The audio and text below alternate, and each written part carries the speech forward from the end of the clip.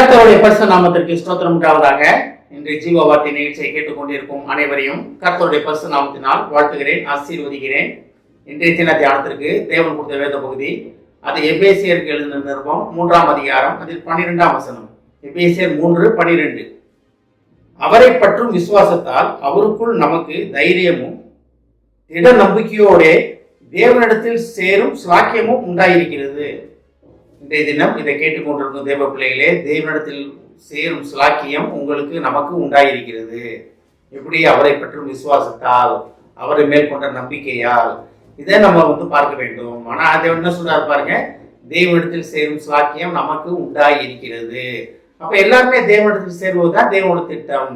அதுதான் ஸ்லாக்கியம் சொல்றாரு. ஸ்லாக்கியம்னா என்ன? ஒரு அன்பு, ஒரு கிருபை, எல்லாமே தான் அந்த ஸ்லாக்கியத்துல வருவது. ஒரு தகுதி இல்லாதவங்களுக்கு கொடுக்கறது தான் ஸ்லாக்கியம். ஒரு அன்பு, அதை ரொம்ப எக்ஸ்பிளைன் பண்ண தேவையில்லை, எல்லாத்துக்குமே தெரியும் அது. அதான் அந்த வசனம் எப்படி ஆரம்பிப்பாருங்க, அவரை பற்றும் விசுவாசத்தால்.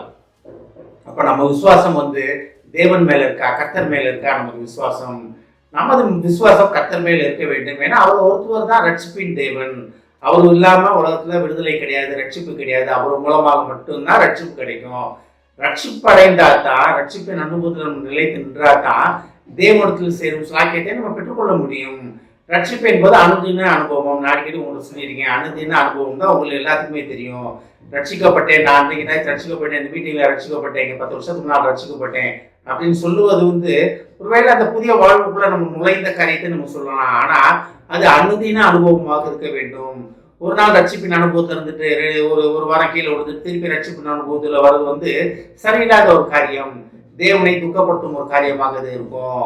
ஏன்னா பிள்ளைகள் அப்பா அம்மா சொல்றதை கேட்டு நடந்தா அந்த பிள்ளைகள் மேல அப்பா அம்மா சந்தோஷமா இருப்பாங்க. ஒரு நாள் சொல்றதை கேட்டுட்டு ஒரு வாரம் சொல்றதை கேட்காட்டி பூலோகத்துல இருக்க பெற்றோர்கள் வருத்தப்படுவாங்க.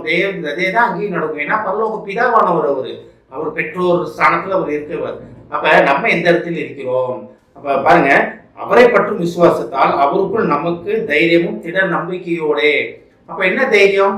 நம்ம தேவனிடத்தில் சேர்ந்து விடுவேன், தேவனிடத்தில் நான் பார்க்க போகிறேன், என் மறுமையிலே தேவனை பார்ப்பேன், நான் அடுத்த வாழ்வையில நான் தேவனை சந்திப்பேன், நான் முகமுகமாக சந்திப்பேன், தேவனுக்காக யாவும் செய்து முடிக்கிற தேவனை நான் நேரா பார்ப்பேன் அப்படின்ற நம்பிக்கை, அப்படின்ற தைரியம். அப்ப அவரை பற்றும் விசுவாசத்தால் அவருக்குள் நமக்கு தைரியமும் திட நம்பிக்கையோட தேவனிடத்தில் சேரும் சாக்கியமும் உண்டாயிருக்கிறது. அப்ப அந்த விசுவாசம் என்ன செய்யுமா? அவரை பற்றும் விசுவாசத்தில் நம்ம இருக்கும் பொழுது அந்த விசுவாசம் நமக்கு என்ன செய்யுமா? அவருக்குள் நமக்கு தைரியத்தை உண்டு பண்ணும். தேவனுக்குள் தைரியமாக இருப்பது. பெற்றோர் கருத்தை பிடித்து நடந்து செல்கிற சிறு பிள்ளை அப்பா அம்மா மேல அவ்வளவு நம்பிக்கை வச்சிருக்கோம். என்னக்காக எதுவும் எங்க அப்பா பார்த்துக்குவாங்கன்ட்டு போற போக்குல ரோட்ல போகும்போது போற மாடு மேல கல்ல கொண்டெறியும், நாய் மேல கல்ல கொண்டெறியும், அதில் போய் சண்டை போகுது, வம்புக்கு இருக்கும், எல்லா சேட்டையும் பண்ணானா. ஏன்னா யார் கை பிடிச்சிருக்காரு? தகப்பனோட கையை பிடிச்சிருக்கேன், அப்பாவோட கையை பிடிச்சிருக்கேன். எங்க அப்பா தான் உலகத்திலே பலசாலி. சின்ன பிள்ளை பேசும்போது பார்த்துப்பீங்க, எங்க அப்பா தான் உலகத்திலே பலசாலி அப்படின்னு சண்டை போட்டுக்குவாங்க அவங்களுக்குள்ள. என்னடா? அப்பா மேல இருக்க நம்பிக்கை, அப்பா மேல இருக்க விசுவாசம், எங்க அப்பா என்னை கைவிட மாட்டாருன்ற விசுவாசம். அப்போ உலக ரீதியா இருக்கும்போது பரலோக பிதாவானவர் எப்படி இருப்பார் பாருங்களேங்க. ஆனா அவரை பற்றும் விசுவாசம் நம்மகிட்ட இருந்தா தான் அவருக்குள் தைரியமும், அவருக்குள் நமக்கு தைரியம். இதை கேட்டுக்கொண்டிருக்கும் உங்களுக்கு, தேவனை பற்றும் விசுவாசத்தில் உள்ள உங்களுக்கு என்ன தைரியம்? நான் தேவனை பார்க்க போகிறேன், தேவன் நடக்கா யாவும் செய்து முடிப்பார்ன்ற தைரியமும், திட நம்பிக்கையோட கூடிய தேவனை பற்றும், தேவனை சேரும் விசுவாசம், தேவனை பற்றிக்கொள்ளும் விசுவாசம், தேவனிடத்தில் சேரும் ஸ்லாக்கியம். இதெல்லாம் எப்ப நடக்கும்னா, முதல் தேவனுக்கு மேல விசுவாசம் வைக்க வேண்டும். அந்த விசுவாசம் என்ன நம்மளை கொண்டு செல்லும்னா, தேவனை பற்றி கொள்ளும் ஸ்லாக்கியத்துக்கு கொண்டு செல்லும், தேவனிடத்தில் சேரும் ஸ்லாக்கியத்தை கொண்டு செல்லும். அப்ப அந்த விசுவாசம் தான் தைரியமும் திட நம்பிக்கையும் அளிக்கும். அப்ப விசுவாச குறைச்சலா இருக்கோமா? நம்மளா நம்ம யாரையும் பார்ப்பதற்காக தேவன் நம்மளை அழைத்து கொண்டிருக்கிறார். ஏன்னா தேவனிடத்தில் சேரும் ஸ்லாக்கியம் எப்படி உண்டாகும்னா, முதல் விசுவாசத்திலே வரும். அந்த விசுவாசம் என்ன பண்ணும்? தேவன் மேல நமக்கு தைரியம், எனக்காக தேவன் யாரும் செய்து முடிப்பார் தைரியம் வரும். அந்த தைரியம் நம்பிக்கையை கொடுக்கும். அந்த நம்பிக்கை திட நம்பிக்கையோட என்ன நடக்கும்னா, தேவனிடத்தில் சேரும் சாக்கியம் நமக்கு கிடைக்கும். அதை கேட்டுக்கொண்டு தேவ பிள்ளைகளே, தேவனிடத்தில் சேரும் சாக்கியத்தை விசுவாசத்தின் மூலமாக பெற்றுக்கொள்வதற்காக நாம் அனைவரும் பெற்றுக்கொள்வதற்கு கர்த்தர் அழைக்கிறார். ஆமென். ஜெபிப்போம். எங்களை அதிகமாக நேசிக்கும் அன்பின் பரலோக பிதாவே, கர்த்தாவே, உம்மை பற்றும் விசுவாசத்தினால் உமக்குள் நம்பிக்கையும் தைரியமும் தேவனிடத்தில் சேரும் திட்ட நம்பிக்கையும் ஸ்லாக்கியமும் எங்களுக்கு உண்டாகும் என்பதை நாங்கள் புரிந்து கொண்டோம் ஆண்டவரே.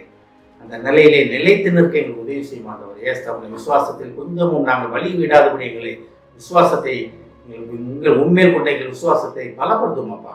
இதை கேட்டுக்கொண்டு ஒவ்வொருவரையும் ஆசீர்வதிக்கிறோமாப்பா, ஒவ்வொரு குடும்பத்தையும் ஆசீர்வதிக்கிறோமாப்பா. குடும்பத்தில் உள்ள ஒவ்வொருவரும் உண்மையில் கொண்ட விசுவாசத்தில் பலப்பட உதவி செய்ய மாட்டவரே. குடும்பத்தில் உள்ள பெரியோர் சிறியோர் அன்னைவரும் தகப்பனே உண்மையை கொண்ட விசுவாசத்தால் பலப்பட உதவி செய்ய மாட்டவர். உண்மை பற்றி கொள்ளும் சிலாக்கியம் அவர்களுக்கு உண்டாக போவதற்காக நன்றி ஆண்டவர், உண்டாகி விட்டதற்காக நன்றி ஆண்டவர். ஆசீர்வதிக்கிறோமாப்பா. இயேசுவின் மூலமாக கேட்கிறேன் நல்ல பிதாவே, ஆமென். கர்த்தர் உங்களை ஆசீர்வதிப்பாராக.